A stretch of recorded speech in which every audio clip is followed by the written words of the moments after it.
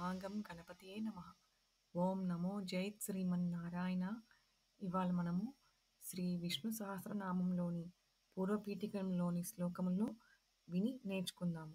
Today we will try to hear the slokas from Lord Sri Vishnu Sahasranamam and learn them.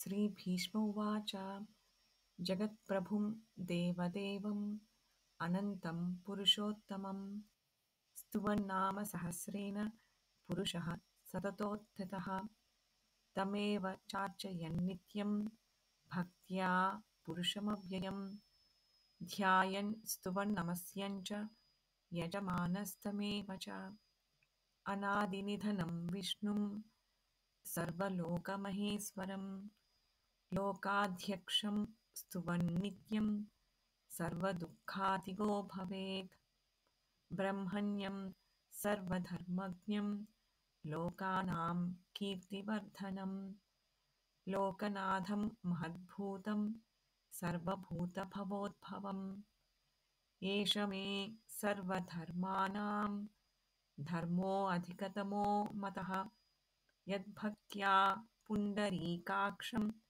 स्तवैरर्चेन्नरः सदा परमं यो महत्तेजः परमं यो महत्तपः परमं यो महद्ब्रह्म परमं यः परायणम्. ओम जय श्रीमन्नारायण.